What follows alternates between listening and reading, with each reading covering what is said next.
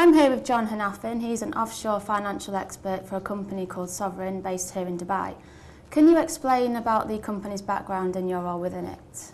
Yes, certainly, Claire. Sovereign Corporate Services is a global corporate service provider. We have offices in 26 countries now, and in essence we specialise in setting up of offshore and onshore companies and trusts to help clients mitigate tax internationally, and in jurisdictions such as this one where we have, fortunately for us, no tax, we help them with inheritance planning, inheritance planning, asset protection from local inheritance laws.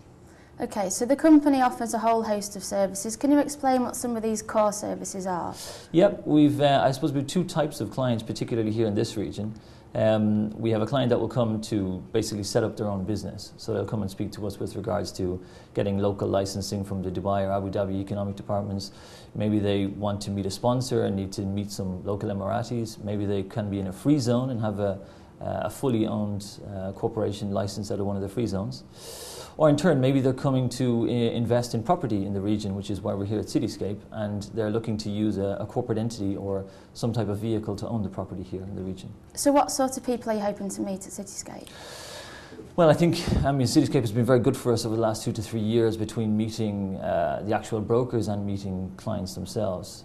We're interested in people that are interested in the region.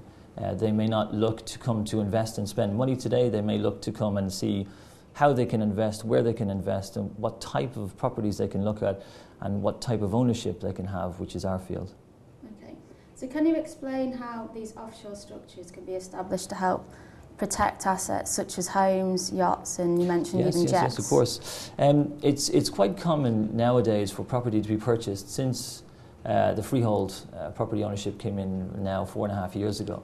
It's quite common for a client to come and buy a property in their individual name. For clients that are buying one or more properties or that are not intending on living in the region, it's not uncommon to own the property through a company.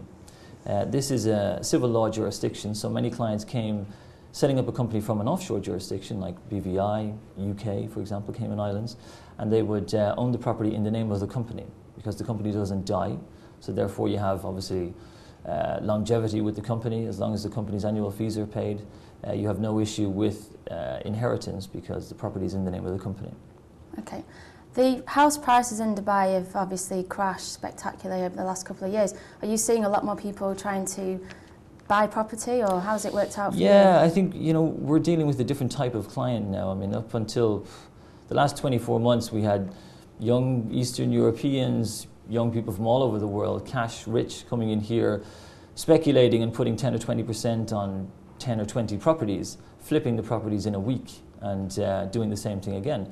If you got in and get out in that 24-month period, fantastic. If you didn't, then maybe you got stuck towards the end, which is what we see a few people now in the newspapers. Now we're seeing a different type of investor, somebody with enough cash to come and buy a project outright. And for us, we're fortunately just as busy, but with a different type of client. Okay. And I still think there's good possibilities for the region, and I think Cityscape will be interesting this week to see what people are going to launch. Okay, and yesterday your colleagues met with the Dubai Land Department to clarify property ownership and some proposed regulations. Can you just tell me a bit more about that? Yeah, well, since the 1st of February this year, the Lands Department in Dubai have basically outlawed the use of offshore companies to buy property here locally. So the likes of BVI, Cayman, Bahamas, the UK dependent territories that were always used to buy and sell property here, you can now no longer use them. The Lands Department have basically stated that you can use two types of entities, a Jebel Ali offshore company or Ras Al Khaimah. And they've also stipulated that there's duties to be paid on the transfer of the ownership of these properties into these companies. So it's 0.125% for Jebel Ali and 2% for RAK. So basically at the moment, if you want to invest with 5 or 6 colleagues and use a company as a joint investment vehicle, you've got two choices, RAK or Jebel Ali. Previously you could use a UK company, an Irish company, a Caribbean company, but they've changed the rules since the 1st of February.